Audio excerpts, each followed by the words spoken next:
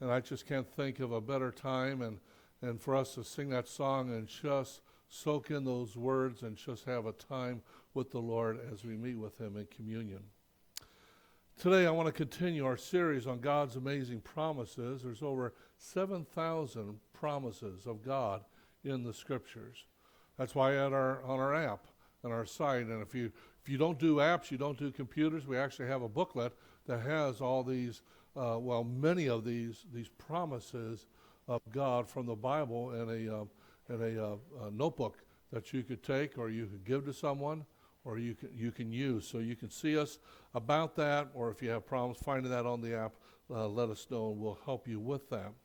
And today I want us to look at it specifically, and you may not think this is really appropriate to you until I explain it, and that is God's promises to you when you are afraid of failing.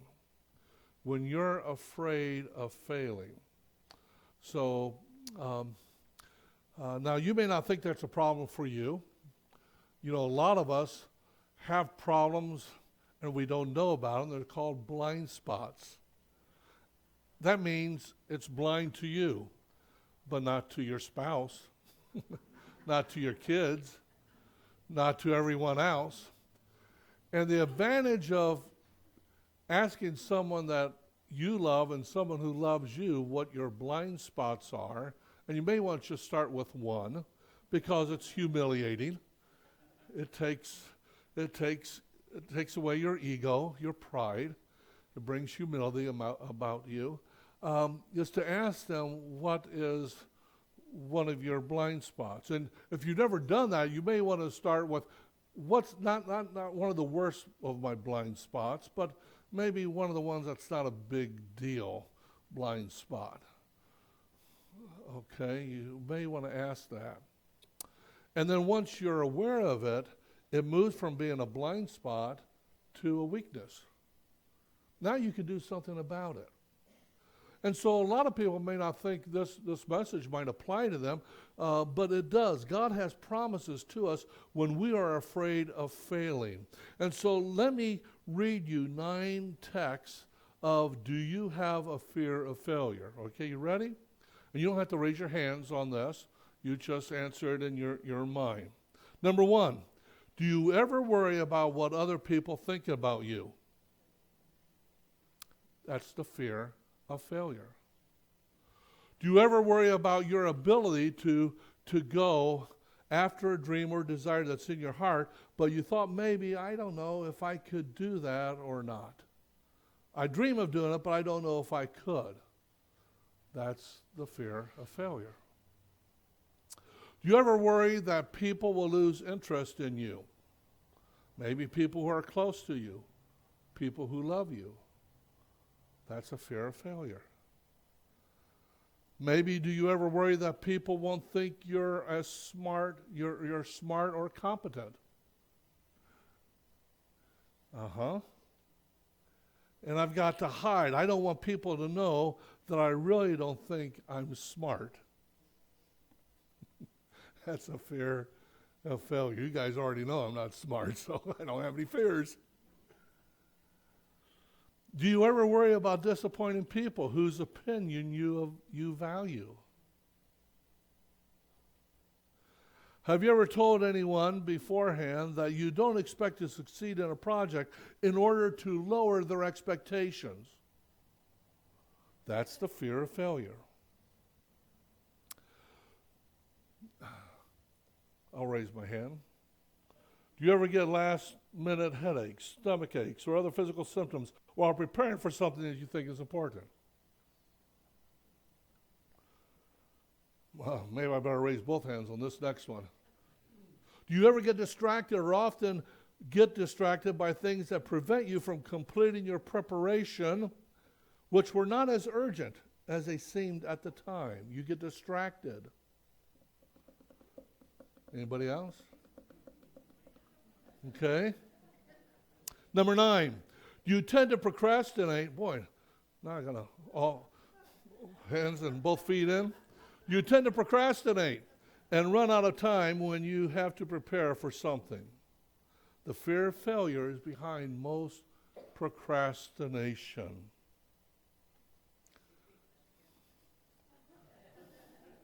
Do you tend to procrastinate and run out of time when you have to prepare for something? The fear of failure is behind most procrastination. Now, these are 9 common symptoms of the fear of failure.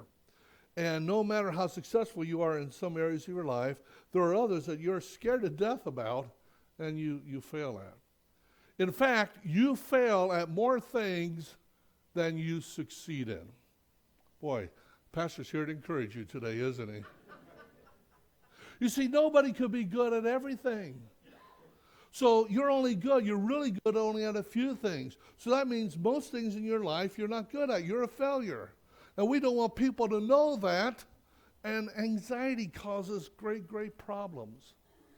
Now, the fear of failure will paralyze your potential.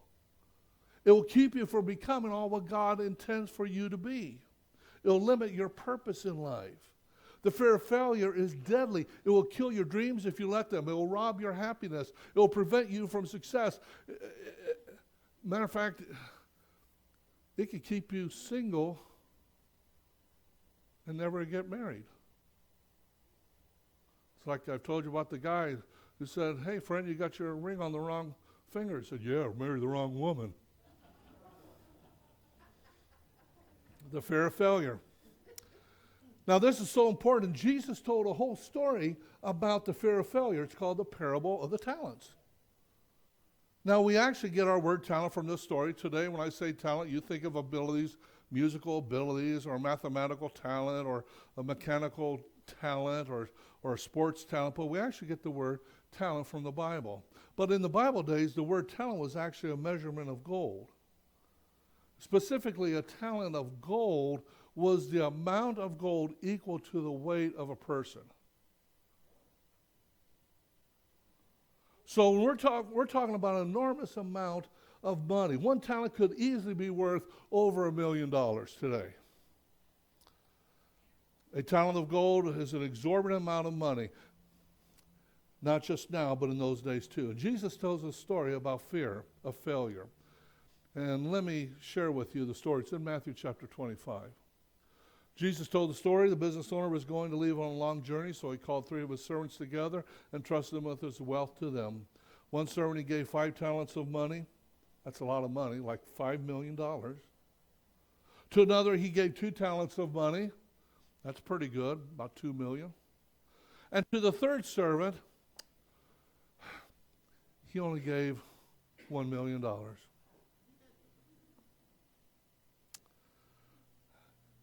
And he did this each according to his own ability, and then he, the master, went on a journey. Now the servant who was entrusted with 5 talents went at once and used his money to gain back 5 more talents. In other words, he doubled his money. He made 100% on the investment. Pretty good. He probably got out of the stock market this week. He had 5, now he's got 10. The same way the servant who had been trusted with 2 talents, he put his talents of money to work and he gained 2 more. Again, he gets 100% of return. He doubles his money. But the servant who had been given just 1 talent did nothing. He did nothing. He went out and he dug a hole in the ground and he buried his master's money to keep it safe. Now, after a long time, the master of these 3 servants returned, and he asked each servant to give an account of the money, what they had done with what they had done with the money they had been entrusted with. Now, the one who had received the 5 talents brought the other 5, and he had gained. And he said, "Master, you've entrusted me with 5 talents, and see, I've gained 5 more for you." The master replied, well done, good and faithful servant. You've been faithful with a few things, so now I'll put you in charge of many greater things." And now you know this is a parable. A parable is an earthly story with a heavenly meaning. And Jesus is talking about he's invested in you. And he's invested in me. And he's asking, when you get to heaven, what have you done with what I have given you? You see, my job as your spiritual coach, my job as a pastor, is to prepare you for the day when you will meet God. And God asks you, what did you do with what I gave you?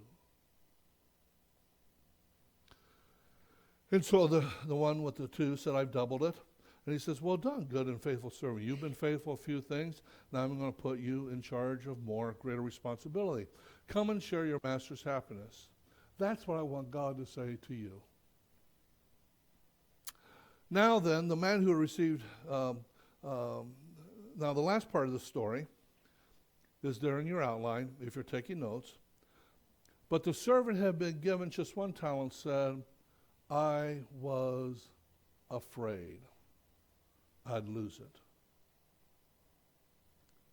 Now, if you're taking notes, circle on your outline the word afraid, because this is the fear of failure. He said, I was afraid I'd lose what you gave me, so I hid your talent, the talent you gave me. In other words, nothing ventured, nothing gained. I played it safe. I went out and buried it in the ground. Some of you have buried your talents that God has given you, and you're not using them. When I say using them, I don't mean using them for you. I mean using them for others. People in the church, those outside of the church. To use what God has given you for others. He says, I went out and buried it in the ground, and now I'm handing it back to you. What's the master's reaction? That made the master mad, especially when he accused him of things. And the master said, you lazy, wicked servant. You should at least put it in the bank where it would gain some interest, but you did nothing with what I gave you. Okay, everybody just take a moment and look up here. One of my fears in life is that you'll stand before God, and God says, you did nothing with what I gave you. Why do we think we have 101, 201, 301, 401 class? Especially our 301 class. What is your shape? What is your spiritual gifts? Can you tell me what your spiritual gifts are? You have them. If Christ lives within you, you have spiritual gifts. What are they? Are you an extrovert or are you an introvert? Do you know? I'm an introvert. Are you competitive or are you like cooperation? What's your personality like? What are you passionate about? What's your abilities? What's your talents? What's your signature strengths? Do you know them? We've had probably a slew of people in here have taken your strength test. We all have these 34 different strengths, but we just have them in different order. And I can never, you're successful living in the way God's made you. Do you know what those are? We can help you find that. But it's my fear that you stand before God and God says, what he said to this one. And here you're under my care as a pastor. So it's my responsibility and your responsibility to make sure that this doesn't happen to you. And he says, you did nothing with what I gave you. I'm taking back the one talent I gave you, and I'm going to give it to the man who multiplied the 10 talents I gave him. To those who use well, I will give them. They will be given even more. This is the principle of the universe. Whatever you use well, you will get more. Whether you're a Christian, you're not a Christian. If you're not even a Christian, you use money well, you follow the principles in God's Word, you're not in debt, you're not a slave to someone else because you're not in debt, and you know how to, you handle money well, you'll get more money. You handle time well, and you will have more time. You handle energy well, you will have more energy. How do I handle energy well? Well, you don't serve yourself, you serve others. You see, in other words, if you don't use it, you will lose it. That's in Hezekiah 3:16. Is Hezekiah in the book of Hezekiah? Is that in the Old Testament or New Testament? What's that? Neither. There's no book of Hezekiah. You see, the talent that sits on the shelf rots, it wastes. It goes away and you lose it. So now this guy who has 10 talents, $10 million, now has $11 million. And this is a pretty harsh reaction if you look at it. He says, you lazy, wicked servant, I'm going to take away what I gave you in the first place and give it to someone else because you're not using it for the intention that I gave to you. Here's the point of the story. You can never please God by playing it safe. Now follow me on the logic of this. If you don't take any risks in life, you don't need any faith. And if you don't have any faith, then at that point you are being unfaithful. Let me say again, if you're not taking any risks in your life for the benefit of other people, for the glory of God, if you're not taking any risks, then you don't need any faith. And if you don't have any faith, then at that point you're being unfaithful. Some of you here in our church have taken big risks for God. You have stepped out of your comfort zones. You have attempted things for God that required you to depend on His power and His strength in order to do it. And God says to that last servant, that's wicked. It's not just lazy, it's wrong, it's evil. I made you to make a difference in your life, to not just live for yourself. So you see how important this parable is for us. And the Bible has a lot to say about this, tons of that. And what I want to do today is just give you a quick overview today and next week. Today we're going to look at the 4 things you need to remember, the 4 truths that you need to remember. And next week we're going to look at the rest of it, the 4 action steps you can take on how to reduce fear of failure in your life. This is a good week to come to church. So take out your pencil, write these down, because I don't want you to ending your life and having God say you did nothing with what I gave you. It'd be awful if you went to see the Lord today and the Lord says, in that voice, I gave you those sermon notes today, and you did nothing with it.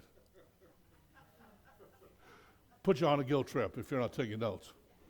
Okay, here we are. Number 1, write this down. Remember, everyone fails in many ways. Everyone fails in many ways. This is the first thing I need to remember. This is a fear reducer. When I realize I'm not the only one, every single person in this world fails in many ways. The failure rate of human beings is 100%. No one is perfect. Or my teens in our church, when I first was a youth pastor, they gave me the things you're always given for a bookmark that says, Pull Buddy's Nerfic. Because often I get my words tied around, and they gave that to me. I love that. Pull Buddy's Nerfic. If there was a club for failures, we could all join, because we are qualified to join a club for failures. If you don't succeed first, well, you're normal. If you start riding the bike, were you successful riding the bike the first time you got on it? No. Whatever you do, whatever you have done, you were not as good the first time you did it. You failed. You did not do it perfectly the first time you tried something. Everyone fails in many ways. James chapter 3, verse 2 says, we all stumble in many ways. How many of you have ever stumbled? Can I see your hands? Every hand should be raised. It just says we all stumble. Okay? That's 100%. We all, 2 hands there. Yes, I see those hands. We all, what does the word all mean? All. Everyone, yeah. We all stumble. Shame on you if you didn't raise your hand. We all stumble in many ways. You stumble by not raising your hand. So there you go. Now you can raise your hand. Have any of you ever stumbled at graduation? Have any of you ever stumbled at your wedding? I see one hand. Okay. Graduation day. There's 94 kids in my graduation class. My name is Thornton. They're going in alphabetical order. It's out on the football field. Everybody's there in the stands to watch graduation. They have a big built platform in the middle of the football field. On that is the district superintendent of the district, the principal, my mom, who was the clerk for the school district, other important people, the junior class president and the guy and the gal who had the highest GPA or something, whatever, I was never a part of that. Now we had practiced graduation, on Friday, the day before. And so here it is, they're calling each person's name up, and you walk up and they share what you're going to do.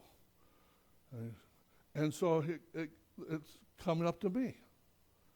And I look up, and the other person's already up there getting their graduation diploma. And my name's going to be called next. And I'm thinking, ruh-roh, which steps do I walk up on the platform first? Now, it's not like I was the first one in line. So I'm trying to figure this out. And they call my name. And so I'm making this long walk, as we're talking about Scott Thornton and varsity and wrestling, the Phineas John Philip Sousa, not the Phineas Brazil Award, that's Caravans. The John Philip Sousa Award in music, and plans to go to Mount Vernon Nazarene College and major in music and all this and that. And the juniors that are on that side, and the steps are over here to come up and steps over there, the juniors on this side have these roses to give everybody. And I'm figuring, well, the roses probably aren't as important as the diploma, right? So probably I should go over there and get that first. So I'm walking across this big platform that's in front, and I'm walking over there to go up those steps, and right in the middle of it, our principal, who I had met many times, he tried to whisper, but he whispered right into the microphone, "Scott, wrong way," which was quite obvious to everybody else who had been there except for me. And I turned around and had to walk back. I mean, have you ever been in the parking lot and you can't find your car? And then once you find it, you have this quick step. Don't do that. Then everybody realizes you couldn't find your car before this moment. And so I went, have you ever seen someone mess up in public? And everybody goes, ugh. Because we put ourselves in their shoes and go, oh, that would be bad. And there's a picture of everybody in the stands just laughing at Scott Thornton. Yep, that's me.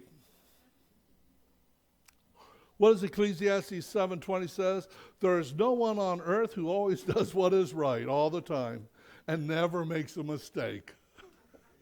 You see, if you remember that everybody fails in many ways, it'll help you with the fear of failure. We all stumble. In baseball, if you strike out if you can't get on base 7 out of 10 times, man, they'll give you, that means you're batting 300. They're going to give you $300 million. You can't get on base 70% of the time, but yet they're going to give you millions and millions and millions of dollars. You're a star. If you're in the NBA and you miss half of your shots, you're LeBron James.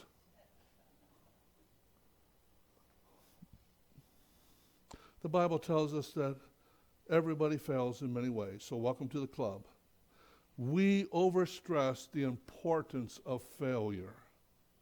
Failure is not a big deal. Everyone fails every day of our lives in many ways. Number 2, I could give you other examples besides graduation, but we'll just leave that one, okay, for now.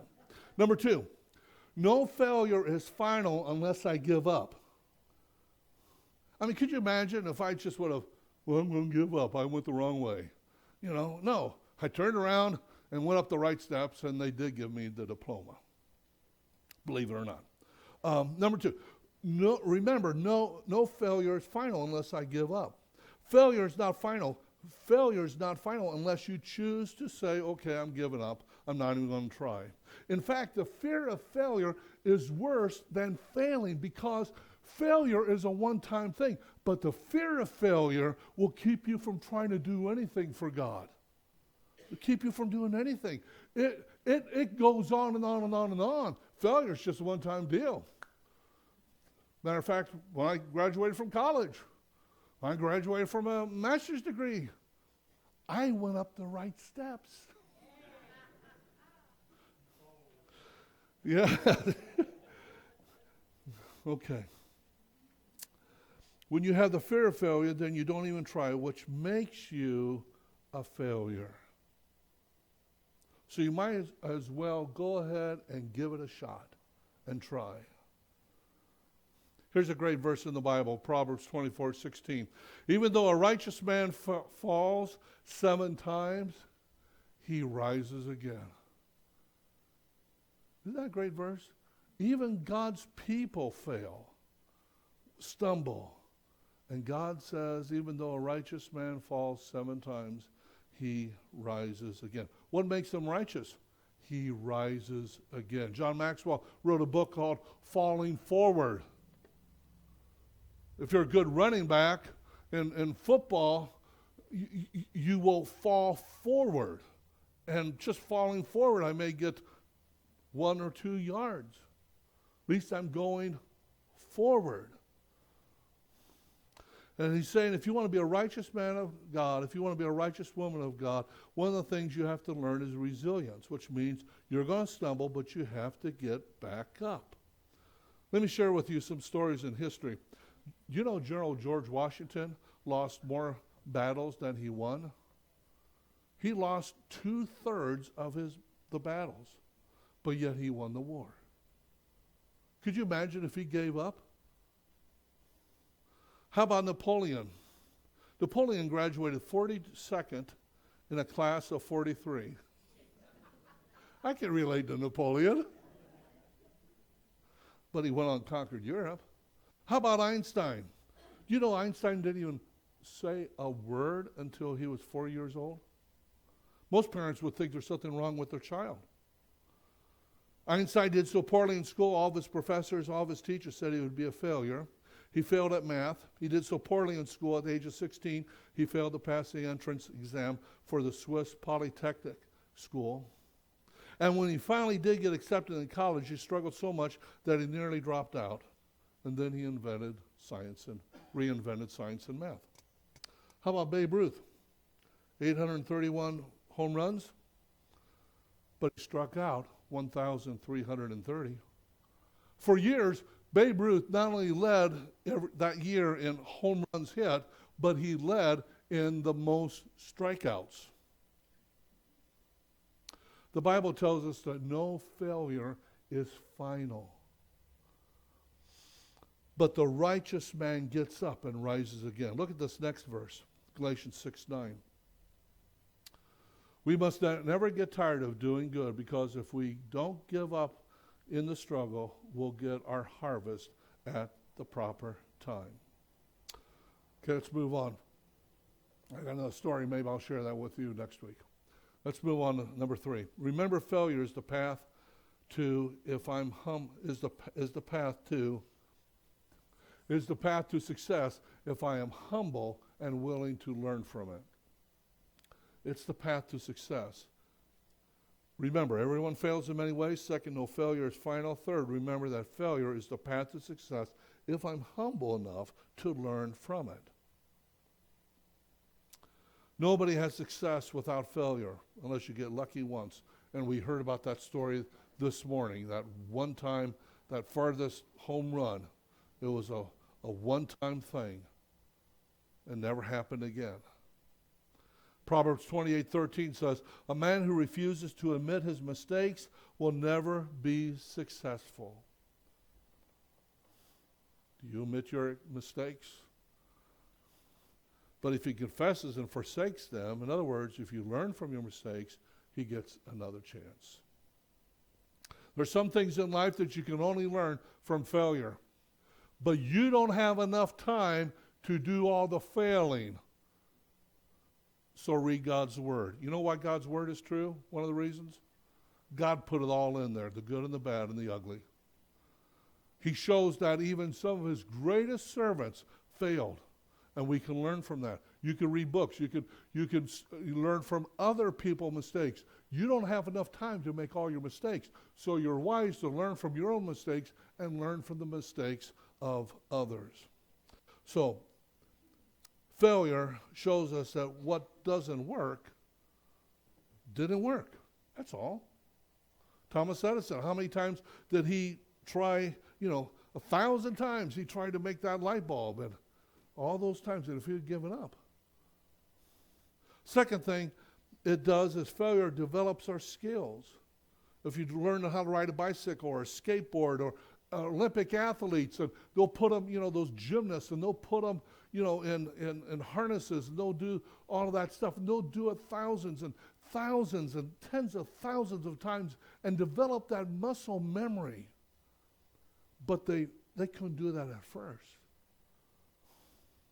The only way you learn a skill is by doing it over and over. You cannot just take a spiritual test. You cannot just learn your strengths and just read a book about spiritual tests and about strengths and then do nothing. You got to go and do something with it, and then you'll learn. Oh, yeah, I can do this here in this type of ministry. I can do this here. Oh, no, let me try that again. That didn't work out. Why didn't it work out? You can ask yourself those questions and learn from it. In our church, we say everything is an experiment. Everything we do is an experiment. And so we'll just keep trying. And if we fail, okay, so what? It was just an experiment. Without taking risks, if you don't take risks, you don't need any faith. So we take risks, and it requires faith. When we had $7,000 some dollars, and here we had this project, it took a risk to say, it took faith to say, okay, I don't know how we're going to get this, but I believe God. I believe God. And I believe in you guys. And I believe God has opened up this door. Boy. And so we get to go and participate and see a building that's worth $100,000 built because we're putting in $15,000. And you've raised over that, almost $20,000. And I can't wait to eat. Do you know the type of food that they got over there to put on your baked potatoes? I mean, barbecued pork and barbecued beef and chicken and chili. And anybody hungry yet? Man, it's going to be great.